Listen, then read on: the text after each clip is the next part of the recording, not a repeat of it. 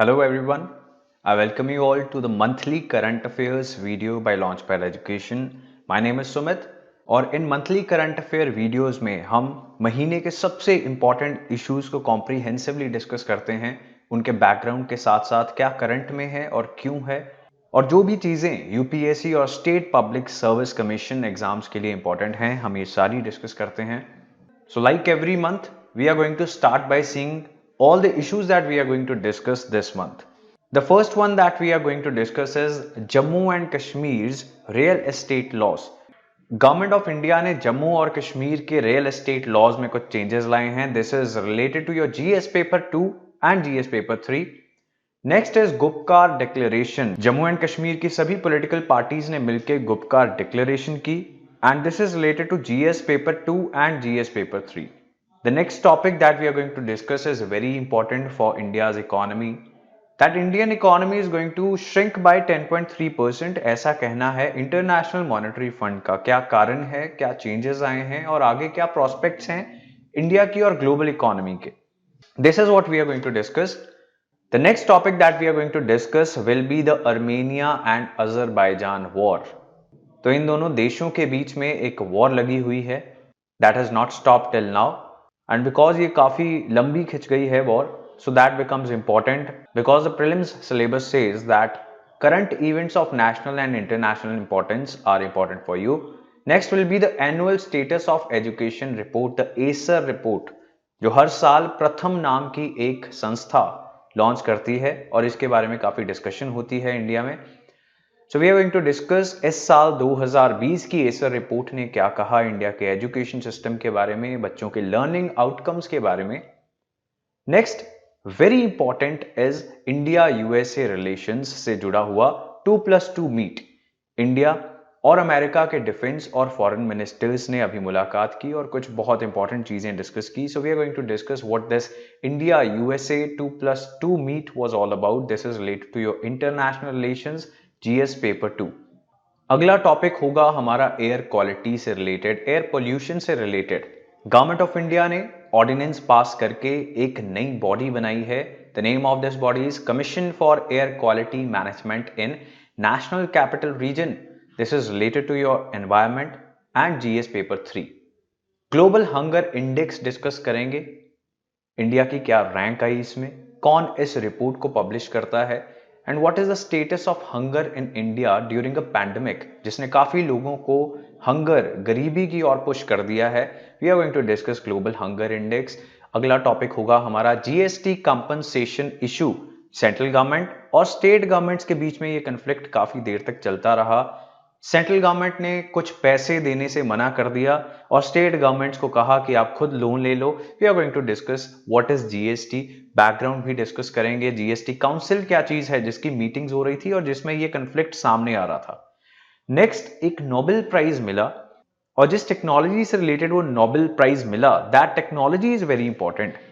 Genetic engineering या genetic modification कह लें, उससे रिलेटेड ये एक नई टेक्नोलॉजी है. That is a revolutionary technology in the world of science and tech. तो हम इसे भी डिस्कस करेंगे. तो ये सारे इश्यूज रहेंगे हमारे इस मंथ की वीडियो में. Before starting the discussions, we would like to thank you for such inspiring words जो आप कभी कभी टाइम निकाल के कमेंट सेक्शन में लिख देते हो. So these words are very encouraging for us, and more than that we get to know that we are doing the right thing, and हमें कुछ फीडबैक भी मिल जाता है. For example Agrima is saying that September PDF is not found. So we are going to put a link to our Telegram channel which is known as Launchpad Education. वहां पे आपको PDF files भी मिल जाएंगी last monthly current affairs की as well as this one as well. So thank you for these comments. Keep commenting, keep liking the video so that we know what kind of work we are doing. So हम start करेंगे अपने पहले topic से, and this is Jammu and Kashmir real estate laws. Jammu और कश्मीर के real estate laws में, वहां की जमीन को रेगुलेट करने वाले लॉज में कुछ चेंजेस लाए गए थे. इन चेंजेस को समझने के लिए हमें बैकग्राउंड समझना बहुत जरूरी है. एंड टू अंडरस्टैंड दैट हम जाएंगे 2019 यानी पिछले साल के अगस्त महीने में. इन अगस्त 2019 the special status of Jammu and Kashmir under article 370 and article 35A was revoked. ये इंडियन कॉन्स्टिट्यूशन के आर्टिकल्स हैं, इनको रिवोक कर दिया गया, इनको खत्म कर दिया गया और जम्मू और कश्मीर का जो स्पेशल स्टेटस था वो भी खत्म हो गया और एक एक्ट बनाया गया, Jammu and Kashmir reorganisation act 2019। इस एक्ट का एक सेक्शन 96, इसने मिनिस्ट्री ऑफ होम अफेयर्स को कुछ पावर्स दी to adapt and modify any law by way of repeal और amendment before the expiration of 1 year from the appointed day of Union Territory of Jammu and Kashmir, which is October 31, 2019. So Ministry of Home Affairs के पास ये power थी under the Jammu and Kashmir reorganisation act कि वो किसी भी कानून में change ला सकते हैं, उसे रिपील कर सकते हैं बिफोर 31st of October 2019 और ऐसा ही हुआ। 26 अक्टूबर को मिनिस्ट्री ऑफ होम अफेयर्स ने Jammu and Kashmir land revenue act 1996 और Jammu and Kashmir development act 1970 को अमेंड कर दिया। तो ये जो दो एक्ट्स हैं, एक 1996 वाला एक्ट और एक 1970 वाला act, they are related to two different things. 1996 Act, it is related to the agricultural land in Jammu and Kashmir. And 1970 Act, that deals with the zonal development plans. That is the plans related to land and which is related to public buildings, roads, housing, recreation, industry, business, markets, schools, hospitals, public and private open spaces. So that means एक agricultural land से related है और दूसरा act that is related to everything else, almost everything else. इन दोनों acts को amend कर दिया, इनमें चेंजेस लाए गए। सो आपको शायद ये अंदाजा होगा, आपको पता होगा कि इंडिया के कुछ स्टेट्स के अंदर जमीन लेने पे कुछ रिस्ट्रिक्शंस हैं। For example even in Himachal Pradesh, some north eastern states, some tribal areas, वहां पे कोई भी जाके जमीन नहीं खरीद सकता। सिमिलरली जम्मू एंड कश्मीर में भी कुछ स्पेशल प्रोविजंस थी। ऐसा इसलिए किया जाता है बिकॉज यहाँ की कम्युनिटीज, यहाँ के जो लोग हैं, they are a little bit sensitive about their culture, about their tradition and they are not very happy if too many outsiders they come and start living between them. But इसका एक adverse impact भी है कि इससे investments नहीं होती हैं। So somebody wants to open a hotel in Jammu and Kashmir और they want to open an industry and they are not from Jammu and Kashmir, तो उनको कुछ प्रॉब्लम्स आ सकती हैं। अब इन्वेस्टमेंट भी बढ़ानी है and on the other hand इस सेंसिटिविटी को भी बैलेंस करना है जो इन लोकल लोगों में है। Now central government has done something जिसकी ऑपोजिशन भी हो रही है बिकॉज लोकल लोगों के साथ कंसल्टेशन नहीं की गई। What are the changes? According to this amendment to the land revenue act, anyone from any part of the country can now buy land in Jammu and Kashmir. That includes agricultural land as well. तो कोई भी जम्मू और कश्मीर में जाके जमीन खरीद सकता है। Now this legal language it seems very complicated and we are going to simplify this. अब amendments क्या बोलती हैं कि कोई भी जाके जमीन ले सकता है, but there are certain restrictions as well. कुछ restrictions को अभी भी रखा गया है। These amendments they prohibit the sale, transfer, mortgage and conversion of agricultural land to a non-agricultural land. तो एग्रीकल्चरल लैंड को खरीद के आप नॉन एग्रीकल्चरल पर्पसेस के लिए यूज नहीं कर सकते इन the union territory of Jammu and Kashmir. हालांकि ऐसा अलाउ किया जा सकता है अगर कुछ परमिशंस ली जाएं। तो अगर गवर्नमेंट या फिर कोई officer that is representing government, they can allow the use of agricultural land for a non-agricultural purpose as well after sale, transfer or mortgaging. So ऐसी एक provision भी है इस amendment के बाद। Similarly, government allow कर सकती है कि agricultural land जो है वो किसी public trust के लिए, charitable work के लिए, health care के लिए, education के लिए या फिर अगर उसे industry या commercial purpose के लिए use करना है तो government उसे allow कर देगी, चाहे वो agricultural land है। Next change was related to Jammu and Kashmir development act 1970। इस एक्ट में भी ऐसी प्रोविजन थी कि सिर्फ और सिर्फ permanent residents Jammu and Kashmir के लैंड को खरीद सकते हैं या बेच सकते हैं। तो इस 1970 एक्ट में भी कुछ चेंजेस लाए गए हैं। Moving on to the next important provision जो इन चेंज्ड लॉज में इंट्रोड्यूस किया है मिनिस्ट्री ऑफ होम अफेयर्स ने। This provision says what? It says that if an army officer not below the rank of a corps commander, he or she declares an area as a strategic area for direct operational and training requirements of the armed forces, that will be allowed under the new laws. The next change that has been introduced, ये बहुत जरूरी है, एक नई corporation बनाई गई है और ये है Jammu and Kashmir industrial development corporation.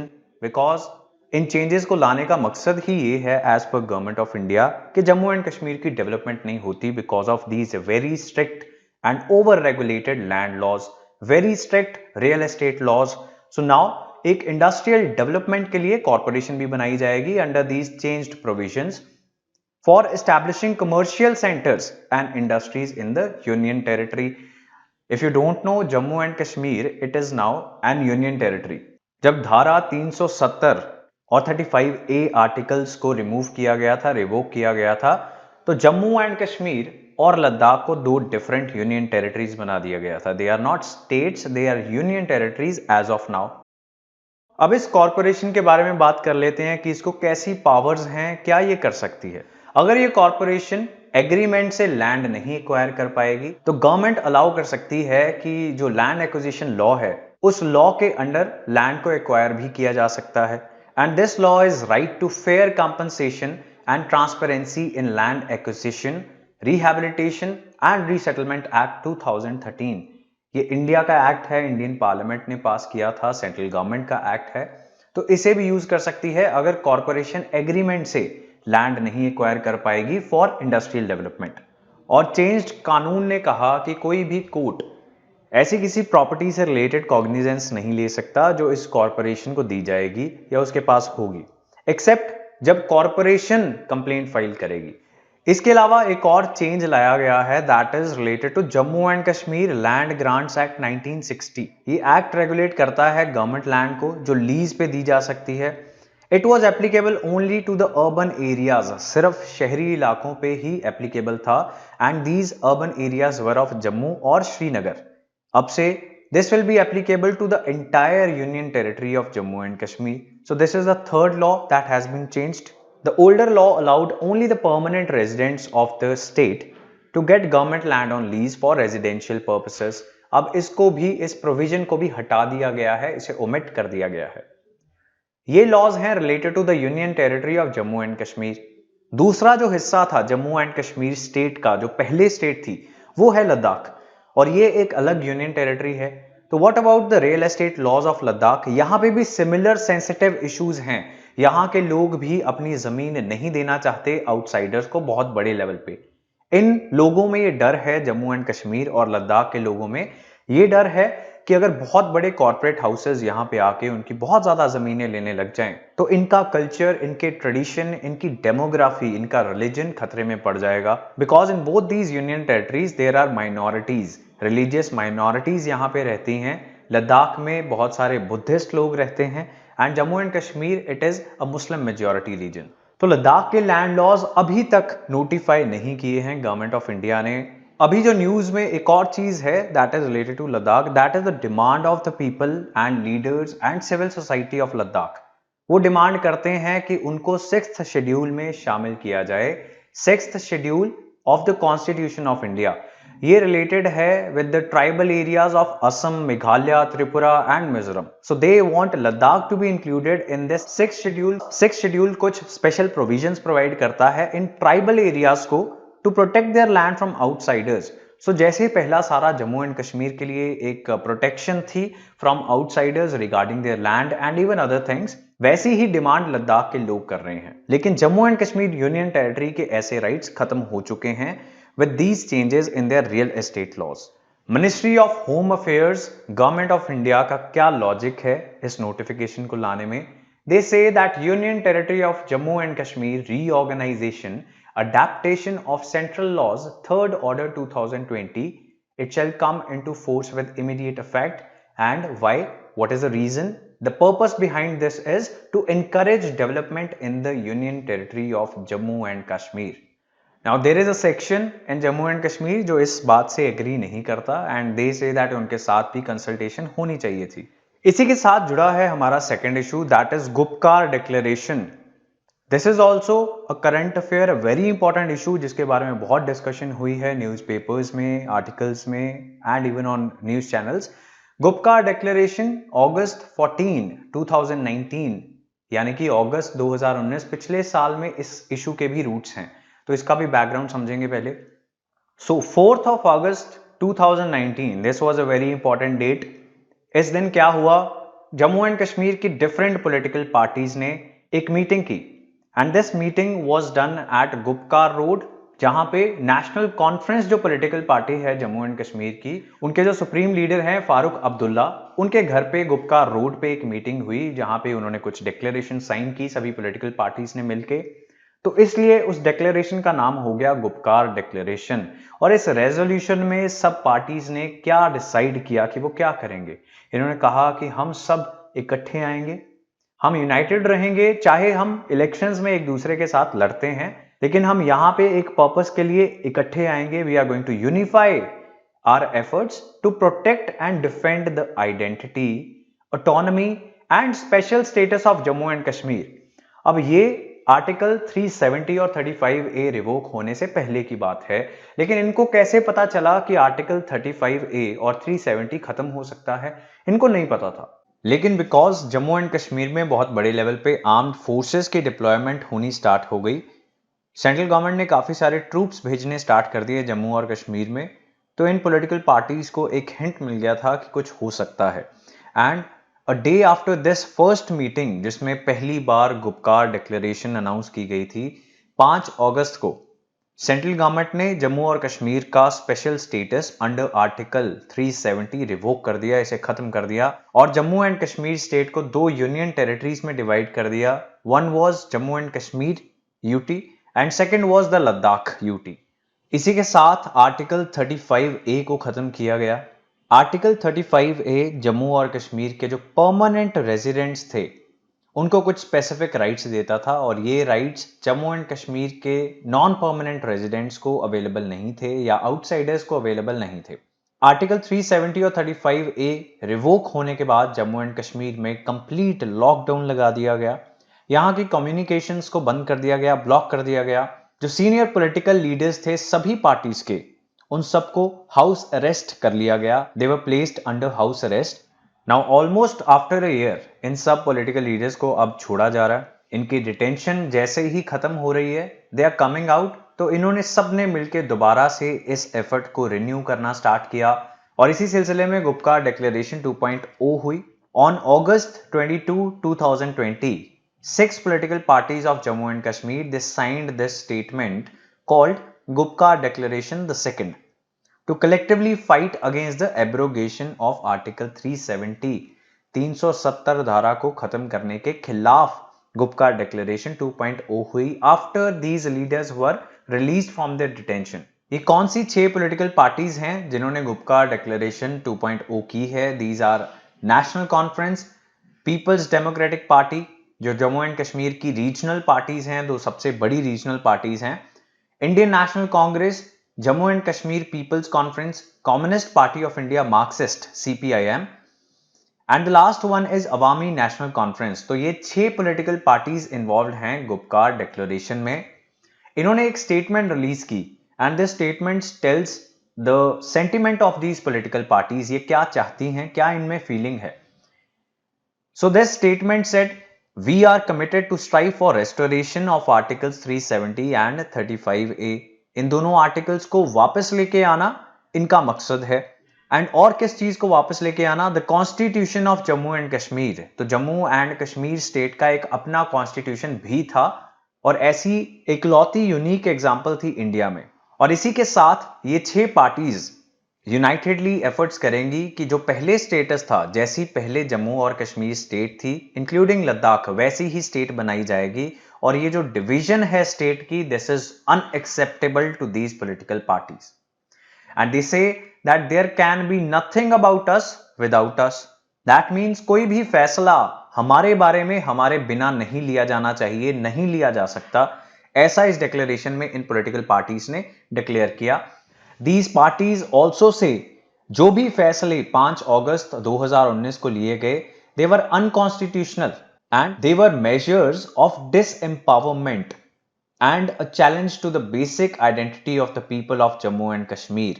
Jammu and Kashmir के लोगों को डिसएम्पावर किया गया अनकॉन्स्टिट्यूशनल डिसीजंस लेके, and hence these parties are going to work to get the status as it was on 4th of August 2019। जैसा जम्मू एंड कश्मीर का स्टेटस था 4 अगस्त 2019 को, वैसा ही ये पाके रहेंगे ऐसा इन्होंने डिक्लेयर किया है। So this was everything about the Gupkar declaration that was in news. Now we are going to move on to the next topic, very important, Indian economy to contract by 10.3%, ऐसा कहा है IMF ने, international monetary fund ने अपनी world economic outlook report में ये कहा कि इंडिया की इकोनॉमी इस साल 10.3% कॉन्ट्रैक्ट कर जाएगी। तो ये एक प्रोजेक्शन है on the basis of the recent performance of India's economy and even other economies of the world. IMF is forecasting the growth rate for this year as well as next year. तो इस report का नाम बहुत important है, this is a long and difficult ascent. That means economy bottom down कर चुकी है, अब इकोनॉमी ग्रो तो करेगी, यहां से वापस तो आएगी, रिवाइवल तो होगा, but this revival is going to be very long and very difficult. So a long and difficult ascent. Global economy की क्या फोरकास्ट प्रोजेक्ट किए हैं IMF ने? IMF says that world economy is going to shrink by 4.4% this year। इससे पहले IMF ने कहा था कि 5.2% की श्रिंकेज आएगी दुनिया की इकोनॉमी में, लेकिन इसको कम कर दिया गया। तो ये एक अच्छी बात है कि ग्लोबल इकोनॉमी की जो कॉन्ट्रैक्शन है वो अब प्रोजेक्टेड है कि कम होगी, 4.4% होगी। दैट मीन्स कि GDP ग्रोथ रेट जो है वो IMF बता रहा है -4.4% दुनिया के लिए और -10.3% इंडिया के लिए। अब इस ग्लोबल फोरकास्ट को इंप्रूव करने का क्या कारण था? इसका कारण ये था कि जो पहले इकोनॉमिक परफॉर्मेंस दिखी थी दुनिया की, उससे थोड़ी सी बेटर हुई है।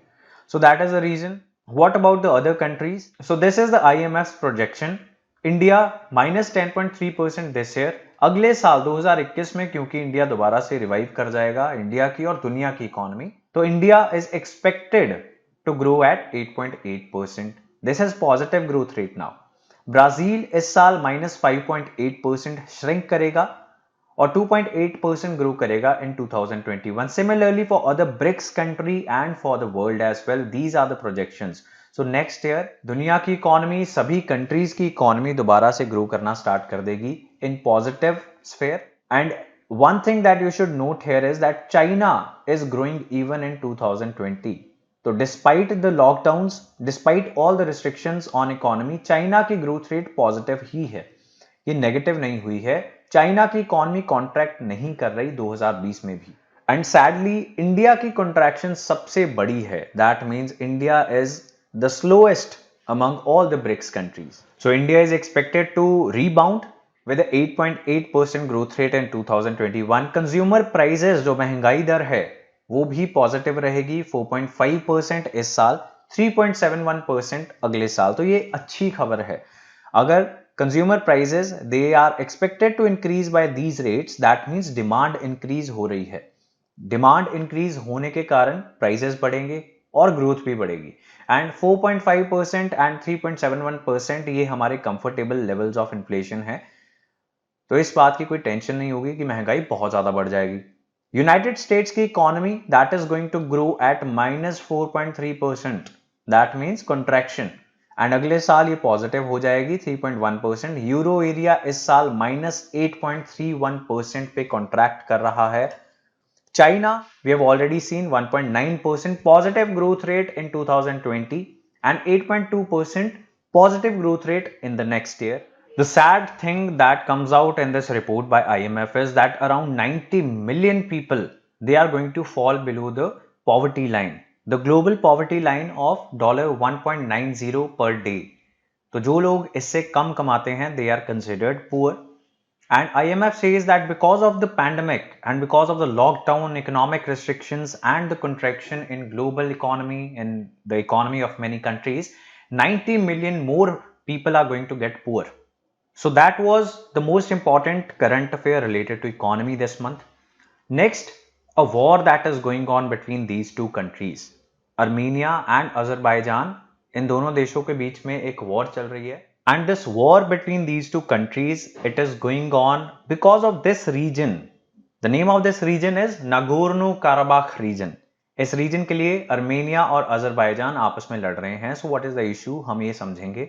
नागोर्नो काराबाख एक रीजन है इन दोनों देशों के बीच में, जो इंटरनेशनली तो रिकॉग्नाइज्ड है as a part of Azerbaijan. जो अजरबैजान कंट्री है उसका हिस्सा माना जाता है bye international community.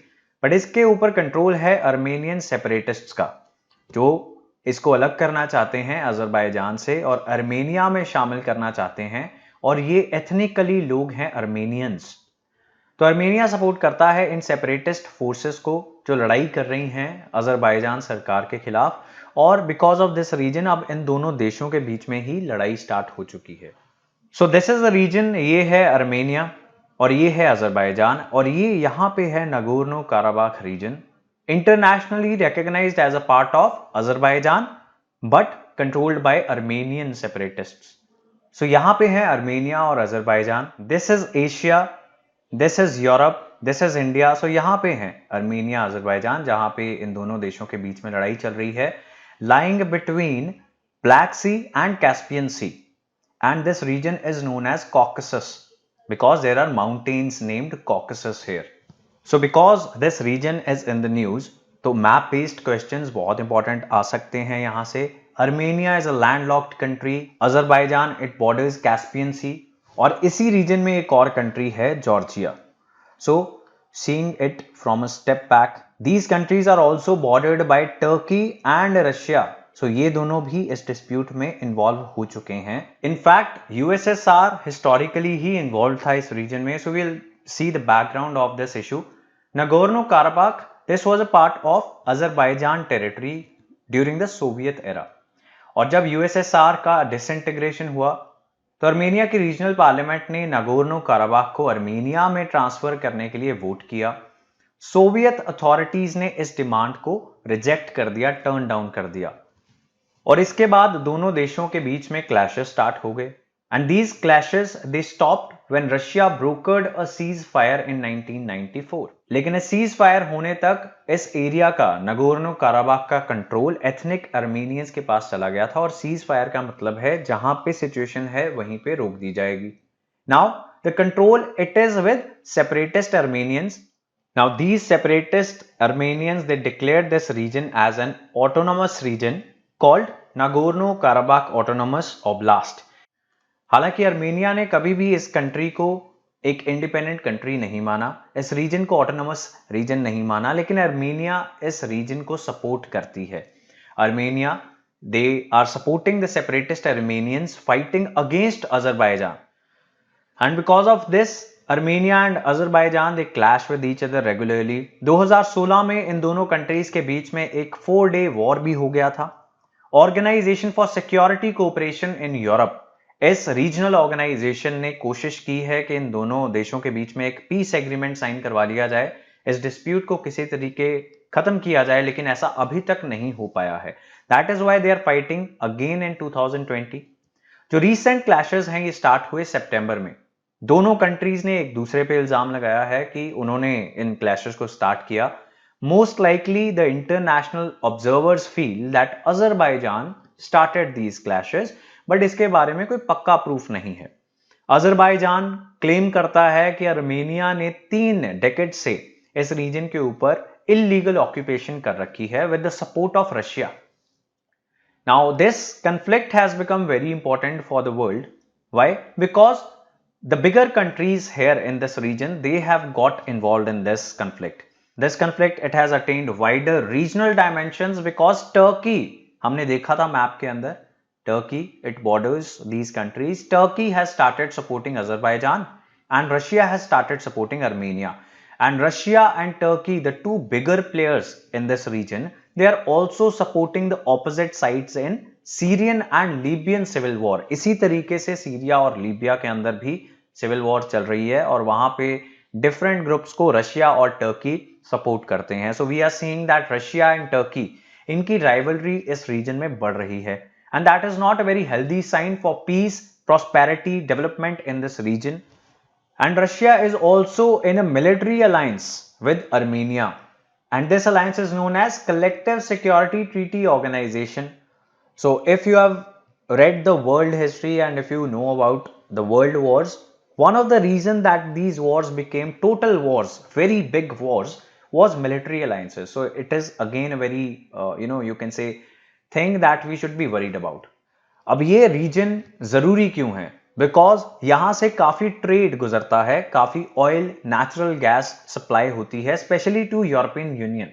So that is why this region is very important. यहाँ पे अगर ज्यादा देर वॉर चलेगी, हो सकता है ये सप्लाईज अफेक्ट हो जाएं, ईयू की इकोनॉमी अफेक्ट हो जाए, एंड एज अ रिजल्ट दुनिया की इकोनॉमी अफेक्ट हो जाए, सभी ट्रेडिंग पार्टनर्स पे भी कोई ना कोई नेगेटिव इंपैक्ट आएगा, including India.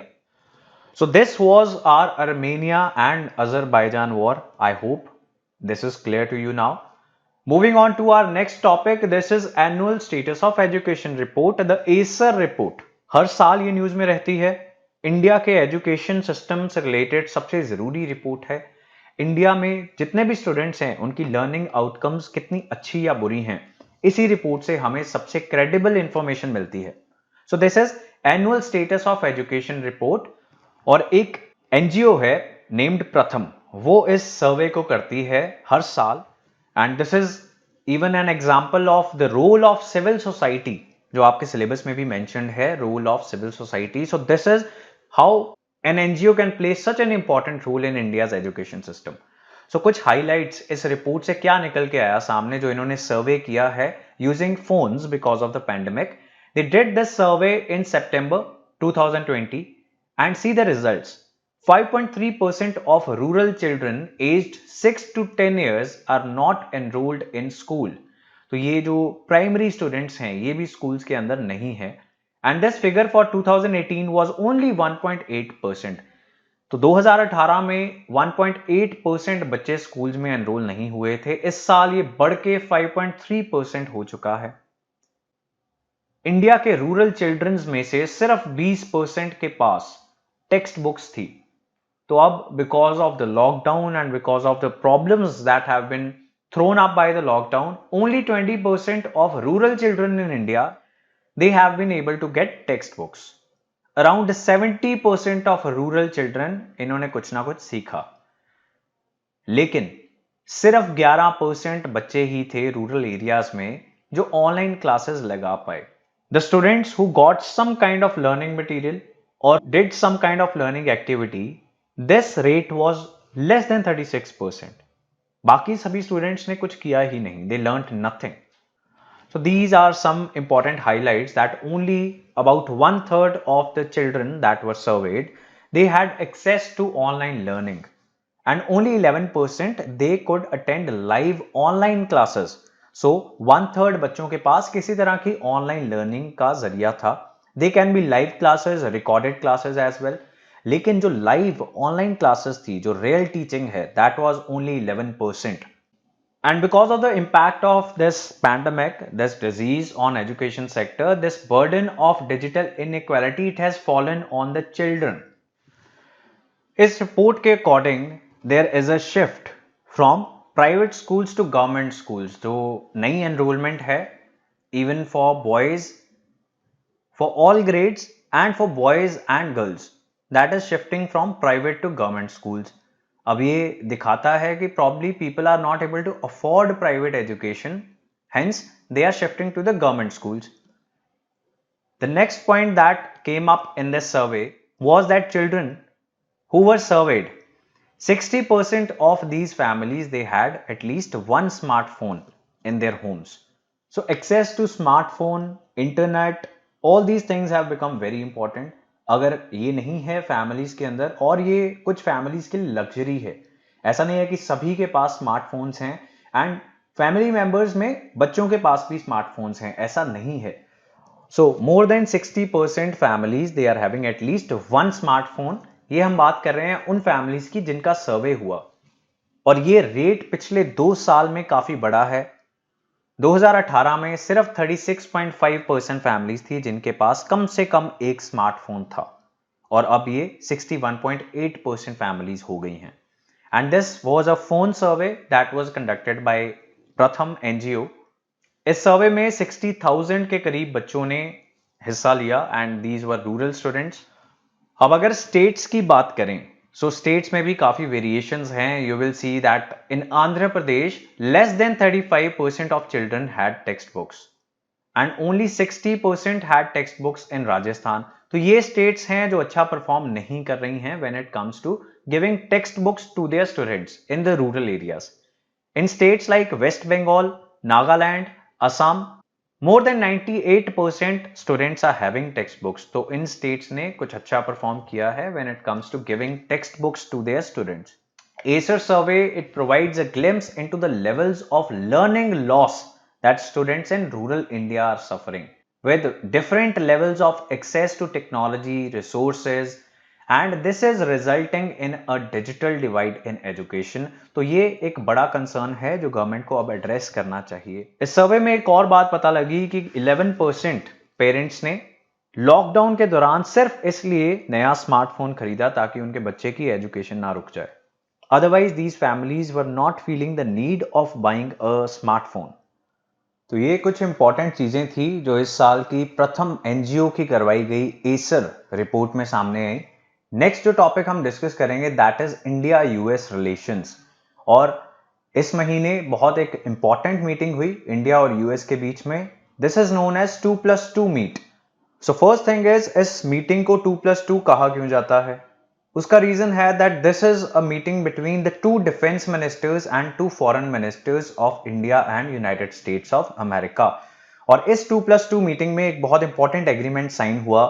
This is known as BECA और the basic exchange and cooperation agreement. So 27 अक्टूबर को ये मीटिंग हुई और बेका साइन किया इंडिया और यूएसए ने। और ये जो बेका है ये चौथा ऐसा एग्रीमेंट है, ऐसी ट्रीटी है जो इंडिया और यूएस के बीच में साइन हुई है जिससे इंडिया यूएस के रिलेशंस एक नेक्स्ट लेवल पे चले जाएंगे। There are 4 total agreements, these are known as the foundational agreements जो यूएस से डिफरेंट कंट्रीज के साथ साइन करता है। और इंडिया ने ये चारों एग्रीमेंट्स अब साइन कर लिए हैं आफ्टर द साइनिंग ऑफ बेका। सो फर्स्ट बेका हैज बीन साइंड। इसके अलावा कौन से 3 ऐसे एग्रीमेंट्स हैं जो इंडिया और अमेरिका के बीच में साइन हो चुके हैं? The first one is general security of military information agreement, GSOMIA. Second is BECA जो अभी रिसेंटली साइन हुआ है, that is why we are discussing this current affair now. The next one is LEMOA और the logistics exchange memorandum of agreement. Last agreement है communications compatibility and security agreement, COMCASA. So ये 4 agreements हैं जो India और US के बीच में sign हो चुके हैं। ये चारों फाउंडेशनल एग्रीमेंट्स हैं। अमेरिका काफी कंट्रीज के साथ साइन कर चुका है एंड 2016 में अमेरिका ने इंडिया को अपना एक मेजर डिफेंस पार्टनर मान लिया। So these agreements and this recognition of India as a major defence partner ये दिखाता है कैसे इंडिया और अमेरिका के रिलेशंस में काफी सुधार आ रहा है। इसके काफी सारे रीजंस हैं। One is China factor.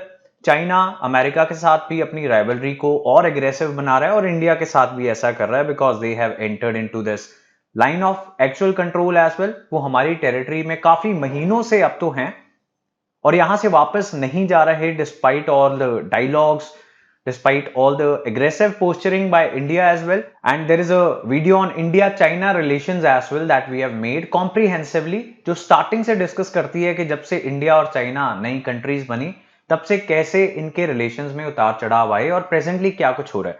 So that video you can see, उसका link description में आपको मिल जाएगा। For now we are going to understand foundational agreements क्या है।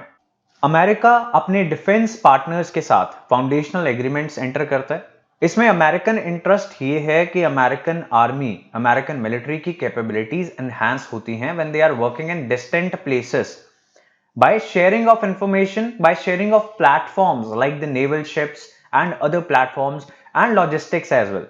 तो इन सबको शेयर करती हैं countries if they have signed these foundational agreements with America and that will strengthen the US militaries operations in far of places. और जो countries America के साथ ये एग्रीमेंट साइन करती हैं उनका क्या फायदा होता है? They benefit by getting the communication and security systems which are otherwise not available commercially. America कुछ चीजें जो अपने डिफेंस के लिए यूज करता है वो बेचता नहीं है सबको, ये कमर्शियली अवेलेबल नहीं होती है and these are the things which are very advanced technology wise and otherwise. And America ये सबको सेल नहीं करता बट ये सेल करता है to the partners, to the countries with which it has signed these agreements. In agreements को sign करने के बाद अमेरिका और उस मिलिट्री जिसके साथ अमेरिका का एग्रीमेंट हुआ है, ये चारों फाउंडेशनल एग्रीमेंट्स हुए हैं, ये दोनों मिलिट्रीज क्लोजली काम कर सकती हैं। इन दोनों मिलिट्रीज की इंटरऑपरेबिलिटी बढ़ जाती है and they can share information, ये एक दूसरे के पोर्ट्स, नेवल बेसिस का इस्तेमाल कर सकते हैं when they are working in areas close to each other. So example अगर लें, अगर अमेरिका यहाँ पे साउथ ईस्ट एशिया में है, अपनी शिप्स भेज रहा है to give a message to China, because China is very aggressive and it is having a lot of disputes with many countries in the south east Asia. तो हो सकता है कि रास्ते में इंडिया के किसी पोर्ट पे कोई हेल्प चाहिए हो, कोई स्पेयर पार्ट चाहिए हो, कोई रिफ्यूलिंग करनी हो, तो इन सब चीजों के लिए अमेरिका को भी मदद मिलेगी, और जब इंडिया को जरूरत होगी तो इंडिया भी यूज करेगा। Interoperability, it means real-time coordination of two forces or different forces. US ने ये agreements sign किए हैं with at least 100 countries around the globe. Now in agreements में agree क्या किया जाता है? In the General Security of Military Information Agreement और जिसोमिया, इस agreement को sign करने के बाद दोनों countries, उनकी governments and उनकी companies वो एक दूसरे के साथ classified information share करना start कर देती हैं।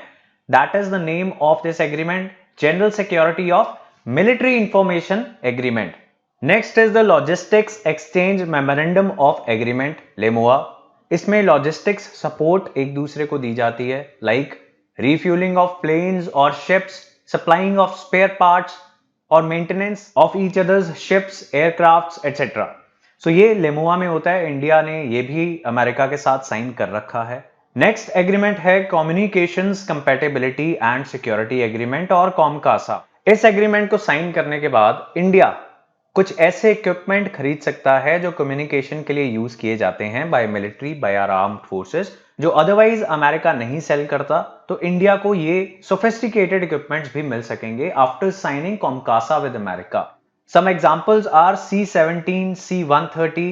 ये इक्विपमेंट्स है जो अमेरिका इंडिया को नहीं बेचता था, but after the signing off these agreements America बेच सकता है। But after the signing off COMCASA America ने इंडिया को ये सिस्टम्स भी दिए, अदरवाइज अमेरिका ये अपने पार्टनर्स के साथ ही शेयर करता है। जो एग्रीमेंट अभी रिसेंटली इंडिया ने साइन किया है अमेरिका के साथ, बेका, this enables exchange of geospatial information. जैसे जीपीएस होता है दैट वी ऑल यूज, सो वैसी ही और एक्यूरेट इंफॉर्मेशन जो आर्म्ड फोर्सेस के लिए हेल्पफुल होगी, वो बेका साइन करने के बाद अमेरिका इंडिया के साथ शेयर करेगा। What is the importance of this meeting and the signing off these foundational agreements?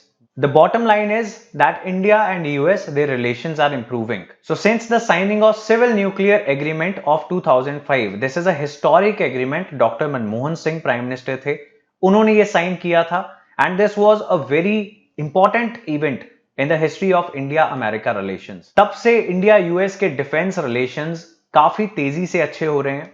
अपनी टेक्नोलॉजी इंडिया को ट्रांसफर करने के लिए अमेरिका ने काफी रिस्ट्रिक्शंस को रिलैक्स कर दिया, and recently, as I told you, America has considered India as a major defense partner. Now these agreements are very important not only for India or the US but for the whole of Asia and Southeast Asian region. Why? Because there is a lot of aggressive posturing by China in the Indo-Pacific region और the Southeast Asian nation. इस सारे reason में China के बहुत सारी countries के साथ dispute हैं। America is presently the most powerful country of the world. China is the contender for this spot of being the most powerful country. तो यूएस को थ्रेट है कि चाइना जैसे पावरफुल होगा और जैसा अनडेमोक्रेटिक और इंटरनेशनल लॉ को ना मानने वाला कंट्री है, वो एक्सपेंशनिस्ट कंट्री है, लोगों की जमीनें कब्जा करता है। सो चाइना से सारी डेमोक्रेटिक कंट्रीज को या फिर रूल बेस्ड इंटरनेशनल ऑर्डर को खतरा है। इंडिया को भी प्रॉब्लम है चाइना के साथ डिस्प्यूट्स हैं, चाइना के पाकिस्तान के साथ बहुत अच्छे रिलेशंस हैं, and India it worries about the two front war as well. So India US they become natural partners at this point of time. इसी के साथ जापान, ऑस्ट्रेलिया के साथ मिलके ये सारी कंट्रीज इंडो पैसिफिक में स्ट्रांग हो रही हैं। They are cooperating with each other militarily, तो इनकी मिलिट्रीज कोऑपरेट कर रही हैं और इन कोऑपरेशन को इंप्रूव करने में ये चार एग्रीमेंट्स बहुत इंपॉर्टेंट हैं। And the recently signed is BECA, ये आपको याद रखना है। Now there are obviously some concerns, ऐसा नहीं है कि सभी कंसर्न्स, सभी टेंशंस खत्म हो चुकी हैं इंडिया और अमेरिका के बीच में, क्योंकि कोल्ड वॉर के दौरान, पोस्ट सेकेंड वर्ल्ड वॉर, जो कोल्ड वॉर चल रही थी till the disintegration of USSR, India और यूएस के रिलेशंस बहुत अच्छे नहीं थे। But now because of the circumstances India और अमेरिका के रिलेशंस बहुत अच्छे हो रहे हैं। So what are the concerns, क्या चिंताएं हैं? इंडिया अमेरिका रिलेशन से रिलेटेड क्रिटिक्स दे वरी, कुछ फॉरेन पॉलिसी एक्सपर्ट्स हैं, उनको ऐसा लगता है कि यूएस के काफी करीब आ रहा है इंडिया, इतना नहीं आना चाहिए। Why is that? बिकॉज अगर अमेरिका जैसी बहुत पावरफुल कंट्री के बहुत करीब इंडिया या कोई भी छोटी कंट्री आएगी, हो सकता है हमारी फॉरेन पॉलिसी उनके इंटरेस्ट्स को सर्व करना स्टार्ट कर दे एंड समटाइम्स हमारे अपने इंटरेस्ट्स इग्नोर हो सकते हैं। US is having some problems with India. Why? Because we are continuing our defence cooperation with Russia. During the cold war India और रशिया के रिलेशंस बहुत अच्छे थे। When America was not standing with India, Russia was standing with India for everything and especially for defense cooperation. Now India wants to continue its defense cooperation with Russia. India अपनी foreign policy independently decide करना चाहता है, लेकिन US को ये बात पसंद नहीं है कि रशिया के काफी क्लोज इंडिया रहे। Now इसमें एक genuine problem है अमेरिका की, because as we have seen America अपने टेक्नोलॉजी को, अपने प्लेटफॉर्म्स को, अपने एयरक्राफ्ट्स को इजीली शेयर नहीं करता। Why? बिकॉज वो अपने दुश्मन देश से उसको बचा के रखना चाहता है। Russia is one of such enemy country for America, and if America is transferring some very sophisticated technology to India, और इंडिया के रशिया के साथ बहुत अच्छे रिलेशंस हैं, so that becomes a problem for America. Like India is going to buy the S-400 missile defence systems from Russia. ये Russia का एक बहुत अच्छा डिफेंस सिस्टम है और इंडिया इसे परचेज करना चाहता है। अमेरिका को हैं objections, but India is ignoring American objections because our foreign policy is going to be independent. हम अमेरिका या रशिया के कहने पर आज तक ना चले हैं, ना ऐसा होना चाहिए। यही कंसर्न है कुछ फॉरेन पॉलिसी एक्सपर्ट्स का कि इंडिया बहुत करीब ना आ जाए रशिया के भी या अमेरिका के भी। Presently we are getting very close to America and it will be impossible. The next concern is that it will be impossible to integrate Russian and American platforms. तो इंडिया अगर America से कुछ खरीदेगा तो Russia हमें शायद अपना सामान, अपनी टेक्नोलॉजी शेयर करना बंद कर दे एंड वाइज वर्सा। सो ऐसा नहीं हो सकता कि हम रशिया के साथ भी कर रहे हैं, उनसे भी टेक्नोलॉजीज ले रहे हैं एंड अमेरिका से भी ले रहे हैं, एंड इन दोनों की डिफरेंट टेक्नोलॉजीज को अपने प्लेटफॉर्म्स में, अपने एयरक्राफ्ट्स में, नेवल शिप्स में, सबमरीन्स में इंटीग्रेट करना इट इज ऑलमोस्ट इम्पॉसिबल। तो ये कुछ चैलेंजेस हैं for India's military planning as well. Now the major concern is that whether India can become a very good partner of US without ending up as its ally. हमें उसका partner बनना है, हमें उसका एलाई नहीं बनना। जैसे Pakistan was an ally for America during the cold war and now Pakistan is serving the interest of China. तो उनकी अपनी इंडिपेंडेंट पॉलिसी ऑलमोस्ट खत्म हो चुकी है because they are serving the interest of larger powers because they need money. India को ऐसा नहीं करना। That was everything you needed to know about the India US 2+2 meet जो इस महीने हुई थी। Moving on to our next extremely important current issue, commission for air quality management in NCR. एक 22 साल पुरानी अथॉरिटी जिसका नाम था environment pollution prevention and control authority EPCA, इसको खत्म कर दिया गया एंड इसकी जगह पे एक नई बॉडी ने इसको रिप्लेस किया। The name of this commission is commission for air quality management in NCR। Now since air pollution is a very big issue for north India and specially for the NCR region, the national capital region, तो ये commission भी काफी important है। Supreme court कुछ फैसले ले रही थी लास्ट मंथ, उससे भी रिलेटेड ये नई कमीशन है। बिफोर सुप्रीम कोर्ट को टेक एनी एक्शन, उससे पहले ही सेंट्रल गवर्नमेंट ने ये कमीशन बना दी। So we are going to discuss about this. ये सेंट्रल गवर्नमेंट ने एक कमीशन बनाई है and this is a permanent body. This is important, commission for air quality management in NCR and adjoining areas. इस body की jurisdiction रहेगी दिल्ली में, पंजाब में, राजस्थान में, हरियाणा में एंड उत्तर प्रदेश में। This commission will have the power to levy fines. ये 1 करोड़ तक के फाइन्स लगा सकते हैं if some person is doing air pollution, और they can send a person to the prison for 5 years. There will be at least 6 permanent members in this commission and it will be headed by a former or incumbent secretary to the central government or a chief secretary to a state government. जो chairperson होंगे, the chairperson of the commission will be there for 3 years और if he gets of 70 years. इस commission के members different ministry से होंगे and from different states and some organizations as well like central pollution control board, Indian space research organization and some NGOs के भी members इस commission का हिस्सा होंगे और ये सब मिलके कोशिश करेंगे एनसीआर की air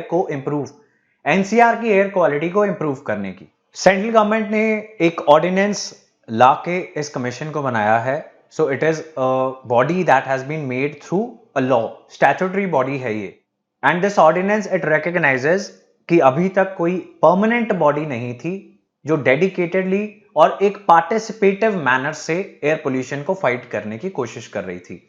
so this is the body जो इन सभी चीजों को एड्रेस करेगी। सभी स्टेट्स की पार्टिसिपेशन होगी, एनजीओज की पार्टिसिपेशन होगी, एक्सपर्ट बॉडीज की, साइंटिस्ट की पार्टिसिपेशन होगी and they are all going to work together now the source of pollution in NCR. ऐसा नहीं है कि एयर पोल्यूशन एक लोकल प्रॉब्लम है। It is not that Delhi में एयर पोल्यूशन है और किसी और स्टेट में कोई एयर पोल्यूशन नहीं है। And the sources of air pollution they also can be from different states. ऐसा भी हो सकता है कि पंजाब हरियाणा में हो रही स्टबल बर्निंग की वजह से दिल्ली में पोल्यूशन हो रहा हो। So you can not fight this battle alone. एक स्टेट या फिर एक कैपिटल अकेले इस बैटल को नहीं फाइट कर सकती। So there has to be a collaborative mechanism जिसमें सब मिलकर एयर पोल्यूशन को खत्म करने की कोशिश करें।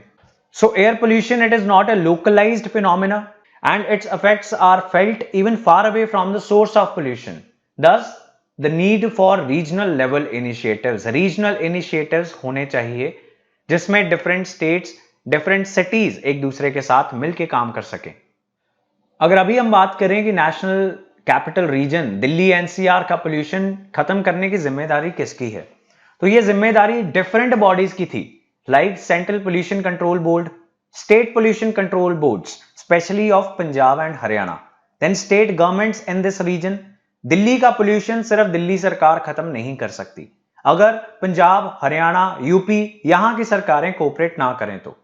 सिमिलरली दिल्ली, हरियाणा, यूपी, राजस्थान ये सभी सरकारें और जो हमने बॉडी डिस्कस की जिसको अभी डिसॉल्व किया गया है EPCA, all these people were working but they were not cooperating with each other. इन सबके बीच में कोऑर्डिनेशन की कमी थी।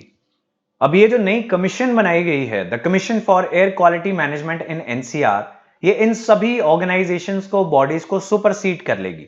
It will have the powers to issue directions to the state governments as well.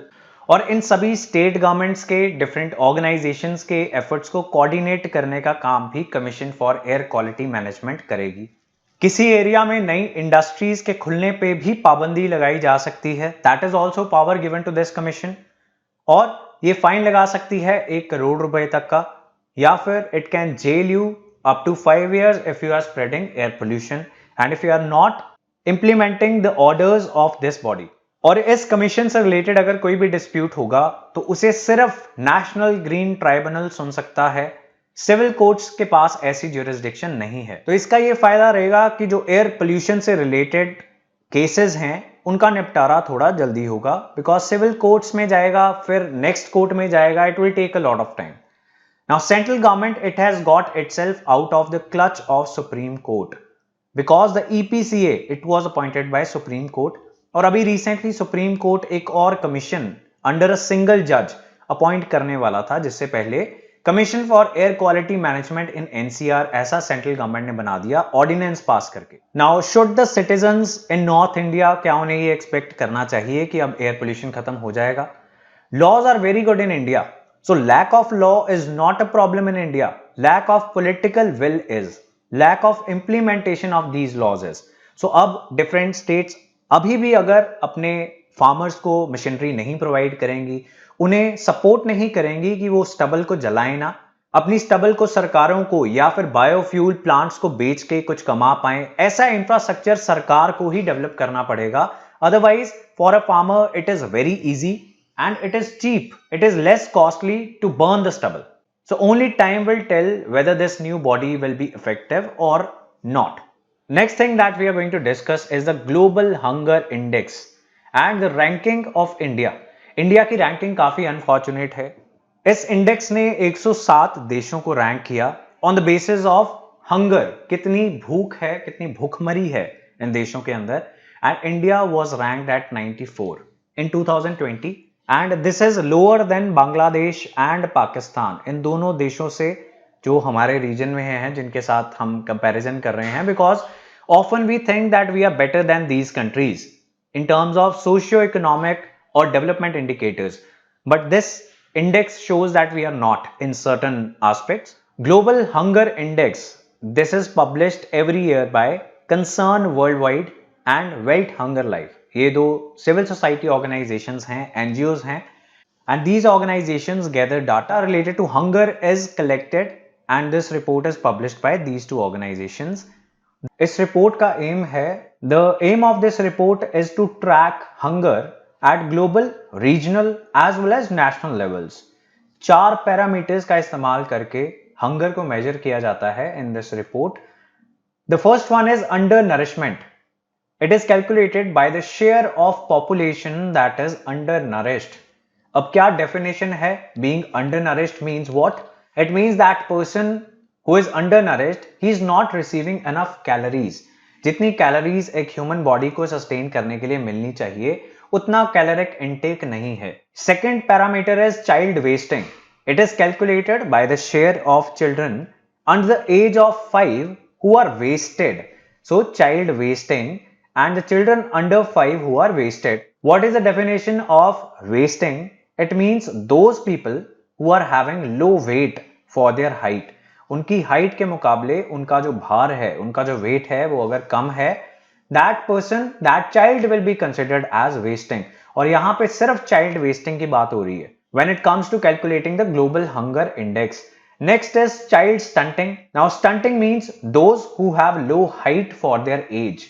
As compared to their age, उस as के हिसाब से जितनी हाइट होनी चाहिए अगर उतनी नहीं है, for the kids who are under the age of 5, that will be considered as stunting. Child stunting is a third parameter. Last one is child mortality. Mortality means death of kids under the age of 5. अब अच्छा nutrition नहीं मिलेगा, enough calories नहीं मिलेंगी, या फिर साफ पीने का पानी नहीं है, सैनिटेशन नहीं है, ओपन डेफिकेशन होती है, बच्चे को बीमारियां लगेंगी, डायरिया होगा एंड मेनी अदर डिजीजेस, तो हो सकता है काफी बच्चे 5 साल की एज अटेन करने से पहले ही मर जाएं, वो जिंदा ना रह पाएं. And this will be another parameter, the fourth parameter, child mortality. Now on the basis of all these parameters, global hunger is measured in this report and India it falls in the serious category. हमने already देख लिया है कि हमारी rank काफी बुरी है and जो कैटेगरी है जहां पे हम फॉल करते हैं that is known as serious. इससे बुरी category is known as alarming. So India was an alarming category country till a few years back. Now we are in the serious category. तो ये भी एक बहुत अच्छी अचीवमेंट नहीं है. एंड इंडिया का जो स्कोर है that is worse when we compare it to the BRICS countries. These are the countries जिनके डेवलपमेंट लेवल्स हमारे साथ मिलते हैं, तो हमें कंपैरिजन करने के लिए इन कंट्रीज की ओर देखना होता है. Brazil, Russia, India, China and South Africa. When we compare to all these countries we perform the worst. And even in the poorest of countries, अगर हम सबसे गरीब अफ्रीकन कंट्रीज की बात करें तो हम उन्हीं के आसपास कहीं ना कहीं रैंक करते हैं. And in the South Asian neighbours, सिर्फ अफगानिस्तान एक ऐसा देश है जो हमारे से ज्यादा भूखमरी सफर कर रहा है, हमारे से ज्यादा हंगर फेस कर रहा है. Otherwise we are bad as compare to all the South Asian neighbours as well. The South Asian neighbours like Pakistan, Nepal, Bhutan, Bangladesh, इन सबकी रैंक्स हमारे से अच्छी हैं और इंडिया अपना रैंक सूडान के साथ शेयर करता है. So that is the extent of hunger prevalent in India. Despite many schemes like mid day meal scheme, PDS distribution of rations, integrated child development services, बहुत सारी स्कीम्स गवर्नमेंट ऑफ इंडिया ने launch की हैं in last few decades, but still हमारी rank बहुत अच्छी नहीं है. Now what is the reason? इसका रूट कॉज क्या है? सबसे बड़ा कारण क्या है इंडिया में इतने बड़े लेवल पे हंगर होने का? तो अंडर 5 बच्चों के ये पैरामीटर्स इतने बुरे क्यों हैं? उसका सबसे बड़ा कारण है mother's health. In India mothers are too young, too short, too thin and too undernourished themselves. माएं जो हैं वो खुद ही बहुत ज्यादा अंडर नरिश्ड हैं before they get pregnant, during pregnancy and even after giving birth and during the breastfeeding phase as well. So जब माँ की हेल्थ इतनी बुरी है, प्रेगनेंसी से पहले, प्रेगनेंसी के दौरान एंड इवन आफ्टर प्रेगनेंसी, तो बच्चे की हेल्थ अच्छी हो ही नहीं सकती। Now this is not a health issue, this is a social issue. The reason that in India mothers are not healthy, सबसे बड़ा कारण है अर्ली मैरिज, बहुत जल्दी शादियां हो जाना। जब तक एक लड़की की एज प्रेग्नेंट होने लायक नहीं होती, उससे पहले उसकी शादी हो जाती है। She starts bearing child, and as a result उस चाइल्ड की हेल्थ हमेशा के लिए बुरी हो जाएगी। वो पैदा होने के बाद उसे अच्छा न्यूट्रिशन नहीं मिलेगा, and that child is not going to be healthy. That child will become stunted, wasted, undernourished, malnourished. So mother's health is the biggest reason. Now these are some of the facts जिससे हमें adolescent girls और women की health के बारे में पता लगता है। Around 42% of adolescent girls, that means वो लड़कियां जिनकी एज 15 से 19 के बीच में है, उनका body mass index कम है। They have a low body mass index. Then anemia, खून की कमी, 54% Indian women में है। So more than half of Indian women, they are suffering from anemia. Almost 27% of girls get married in India before they reach the legal age of 18 years. तो legal age है 18 साल की for women in India to get married. उससे पहले 27% of girls they get married, and 8% of women in the age of 15 to 19 they start giving birth to kids. They become pregnant in their teenage itself. So this is the reason that India की rank Sudan के साथ मिलती है. We share a rank with Sudan, and African countries are also performing better than us. So that is the status of women in India, and that is why the health of the kids is very bad. Moving on to our next topic, this is the GST Council meeting. GST compensation को लेके central government और कुछ state governments के बीच में काफी बहसबाजी रही, काफी डिफरेंसेस रहे recently. So we are going to see what the issue was. In 2017, background में जाते हैं, सेंटर ने प्रॉमिस किया था स्टेट्स को कि सभी स्टेट्स को एक गारंटीड मिनिमम रेवेन्यू दिया जाएगा till 2022। This was an example of cooperative federalism. Central government and state governments, जो फेडरल स्ट्रक्चर की डिफरेंट यूनिट्स हैं, उन्होंने एक दूसरे के साथ कोऑपरेट करने का फैसला किया। सेंट्रल गवर्नमेंट ने ये मिनिमम रेवेन्यू प्रॉमिस किया और स्टेट गवर्नमेंट्स ने अपना टैक्स लगाने का अधिकार सेंट्रल गवर्नमेंट को दे दिया।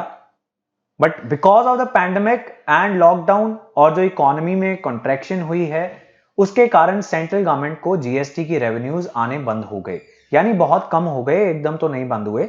Now centre is not having enough money, and उन्होंने कहा instead of giving this minimum revenue, states can borrow from the market, और सेंटर इस बोरोइंग के लिए गारंटी दे देगा, लेकिन हम आपको पैसा नहीं दे सकते, आप अपने लोन्स ले लो, अगर आप चुका नहीं पाओगे we will be the guarantor. State governments को इससे थी प्रॉब्लम, बिकॉज स्टेट के फाइनेंसेस पे इसका ज्यादा बर्डन आ जाता। इसके अलावा कुछ और इससे related news I. Controller and auditor general of India, CAG, उन्होंने एक रेवलेशन की। He revealed that central government has deliberately misallocated 3 lakh crore rupees collected through various cesses to reduce states' share of tax revenues. अब यहां पे सारा issue ही tax revenues का है। State governments are saying हमारे पास सफिशिएंट पैसे नहीं है, सेंट्रल गवर्नमेंट इज सेइंग कि हमारा भी जीएसटी कलेक्शन कम हो गया, तो हम आपको कुछ मिनिमम रेवेन्यू नहीं दे सकते, चाहे हमने प्रॉमिस किया था। इसके अलावा कैग ने हमें बताया कि सेंट्रल गवर्नमेंट ने 3 लाख करोड़ रुपए किसी और चीज के लिए यूज कर लिए जो स्टेट गवर्नमेंट्स को दिए जाने चाहिए थे। सो this was the issue. State governments ने इनकार कर दिया। ये वो स्टेट गवर्नमेंट्स थी जहां पे नॉन बीजेपी गवर्नमेंट्स हैं। जो बीजेपी रूल्ड स्टेट्स हैं उन्होंने एग्री किया, बिकॉज वो सेंट्रल गवर्नमेंट की बात को नहीं टाल सकती। बट स्टेट के फाइनेंसेस के लिए अच्छी चीज नहीं होती, तो स्टेट गवर्नमेंट्स ने मना कर दिया कि हम बोरोइंग नहीं करेंगे। अल्टीमेटली सेंट्रल गवर्नमेंट ने स्टेट्स की बात मान ली। Initially they were not agreeing to this, later on they said that okay we are going to extend this period of cess collection. कौन सा सेस? जो कंपनसेशन पे करने के लिए सेस लिया जाना था 2022 तक, उसको हम 2022 के बाद भी लेते रहेंगे for the period as may be required to meet the revenue gaps. तो ये एक चेंज सेंट्रल गवर्नमेंट ने लेके आया। Second thing that central government did was it made a departure from its earlier stance. वो स्टैंड कि हम state governments को पैसा नहीं दे सकते, सेंट्रल गवर्नमेंट ने यू टर्न ले लिया, उन्होंने स्टेट गवर्नमेंट्स की बात मान ली।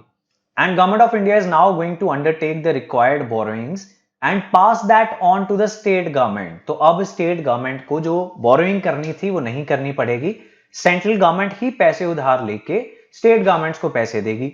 Central government being the stronger partner in a federal structure, central government के ऊपर burden कम आता है. कुछ state governments के finances already बहुत खराब हैं, तो उनको जब लोन लेने मार्केट में जाना पड़ेगा तो उनको इंटरेस्ट रेट्स भी ज्यादा देने पड़ेंगे. सो this is a better option कि सेंट्रल सरकार लोन्स ले और स्टेट गवर्नमेंट्स को ट्रांसफर कर दे. वैसे मंथ एंड होते होते ये भी न्यूज आई कि जो जीएसटी कलेक्शंस हैं they have started becoming normal. अब हमारी जीएसटी कलेक्शंस दोबारा से नॉर्मल होने लग गई हैं. दैट शोज कि इकोनॉमी भी अब रिकवर कर रही है. सेंट्रल गवर्नमेंट को अब ज्यादा प्रॉब्लम नहीं आएगी.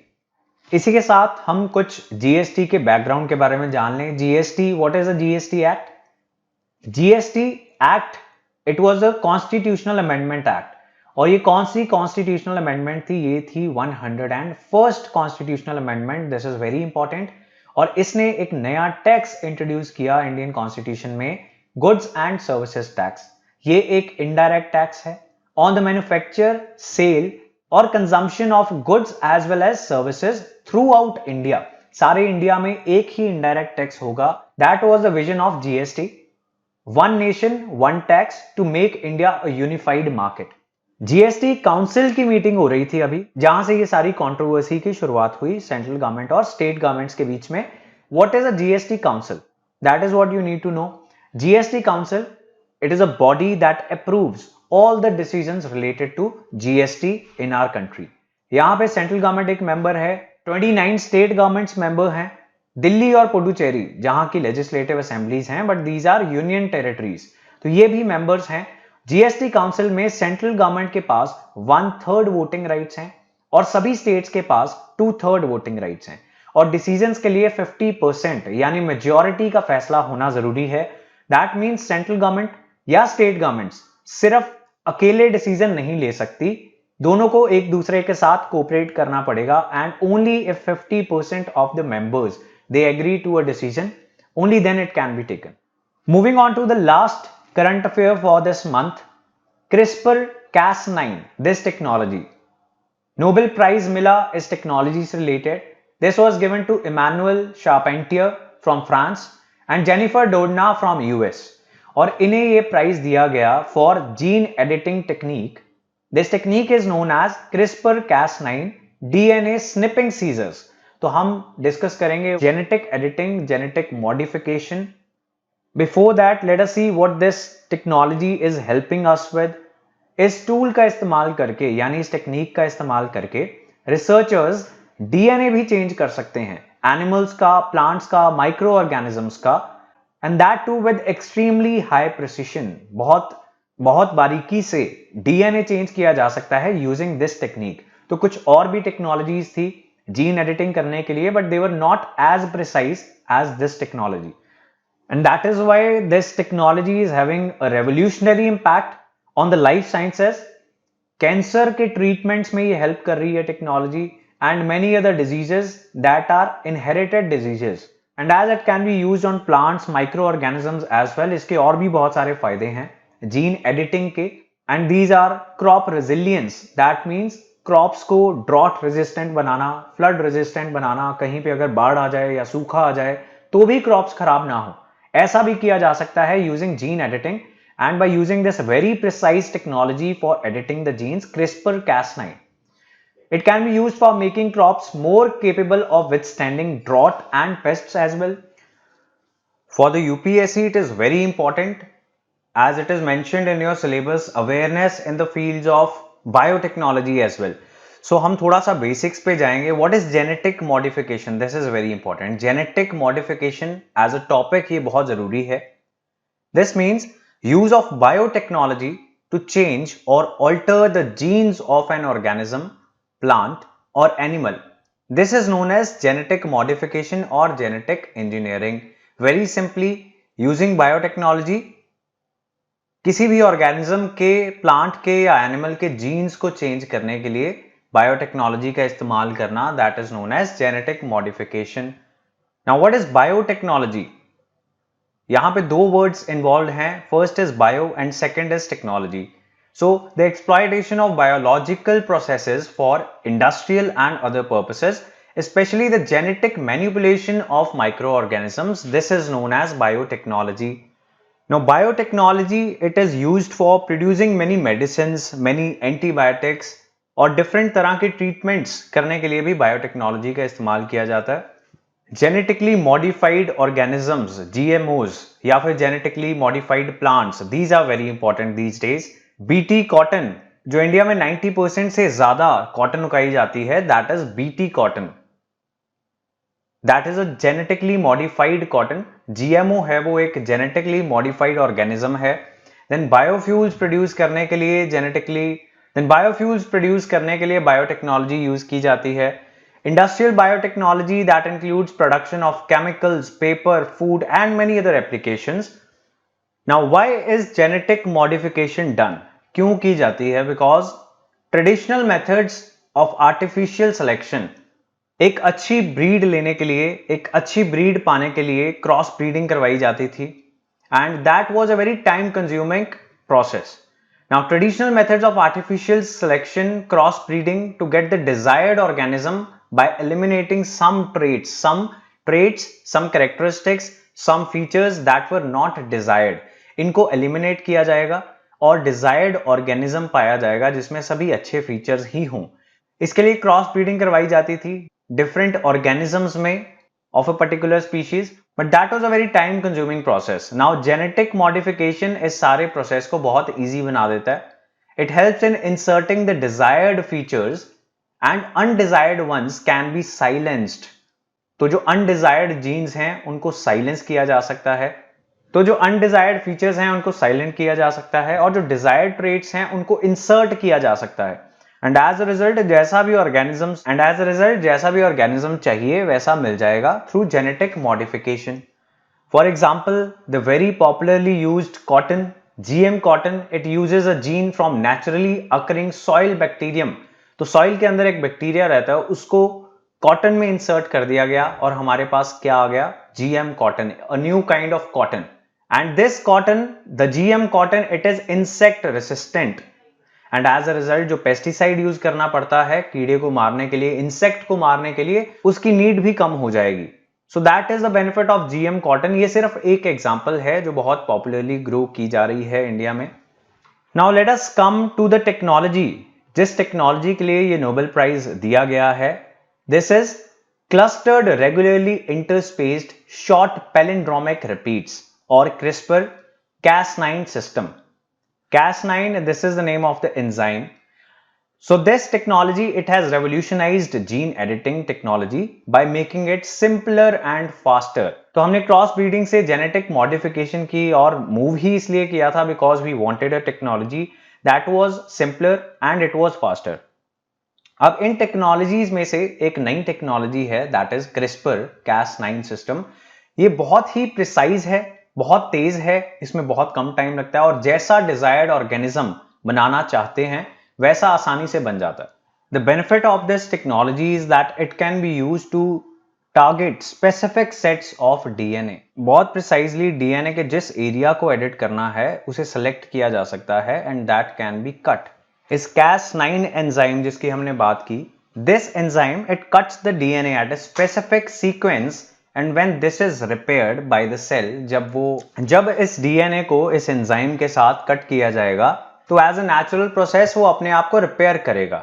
And during this process when it is repairing itself, a change or an edit can be made to this DNA sequence. So just read this. The specific location of genetic codes that are to be changed is identified on the DNA strand, and then Cas9 protein is used to cut off that strand, and as a result the DNA of animals or plants or microorganisms, it can be edited with precision. ये इस technology का फायदा है.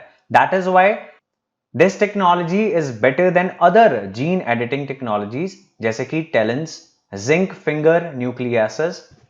So all these are gene editing technologies only. लेकिन जो CRISPR technology है, this is a better version of all the present technologies for editing genes. Now what are the uses? ये कुछ uses हैं. इन डिजीजेस को ट्रीट करने के लिए like the heritable diseases, cancer, genetic disorders and editing the DNA of human embryos to treat all these diseases, that is also possible. If we wish to make the crops more productive, crops की productivity को बढ़ाना है, उन्हें drought, floods, paste के साथ लड़ाई करने के लिए और ताकतवर बनाना है, that can be done by editing their genes. It has been used already. It has been used to treat blindness, thalassemia, sickle cell disease. तो ये सभी डिजीजेस हैं जो जेनेटिक डिसऑर्डर्स हैं जिनकी कोई ट्रीटमेंट अभी तक नहीं है, but by editing the DNA, by editing the genes, इन डिजीजेस को भी ट्रीट किया जा सकेगा या किया जा रहा है. Then research is going on for treatment of diseases like ALS. आपको याद होगा एक आइस बकेट चैलेंज सारी दुनिया में स्टार्ट हुआ था. That was to raise awareness for this disease only. Amyotrophic lateral sclerosis, HIV के ट्रीटमेंट पे रिसर्च चल रही है. कैंसर, हार्ट डिजीजेस, कोविड, तो इन सभी डिजीजेस के ट्रीटमेंट पे रिसर्च चल रही है. But there are some concerns as well. कुछ चिंताएं भी हैं इस टेक्नोलॉजी से related. When we are using this technology on embryos, we can produce designer babies. That means parents can go to doctors and scientist and they can say कि हमें ये gender चाहिए, हमें ये कलर चाहिए स्किन का. So एक particular set of notion designer babies produce करने के लिए भी स्टार्ट हो सकता है, which is not a very ethical thing, because we say every human being is beautiful. तो ऐसा नहीं होना चाहिए एक पर्टिकुलर स्किन कलर या फिर आई कलर को प्रेफरेंस दिया जाए और ऐसे डिजाइनर बेबीज प्रोड्यूस होने लग जाएं. Now every scientific technology it can be misused as well. तो ऐसा भी हो सकता है कि नए वायरसेस पैदा करने के लिए बायोटेक्नोलॉजी का इस्तेमाल किया जाए. ऐसे वायरसेस जिसपे कोई भी वैक्सीन काम नहीं करती है. For example COVID-19 as one such virus जिसकी अभी तक कोई वैक्सीन नहीं है. So if a country wants to disturb peace, harmony, development of an enemy country, तो वो ऐसा भी कर सकती है कि वैक्सीन रेसिस्टेंट वायरसेस पैदा कर दे for bioterrorism. Then some people say that it is playing with nature. अगर आप जीन्स चेंज कर रहे हो प्लांट्स के, ह्यूमन बीइंग्स के, माइक्रो ऑर्गेनिजम्स के, that is playing with the nature और इसके नेगेटिव कॉन्सिक्वेंसेस जरूर होंगे.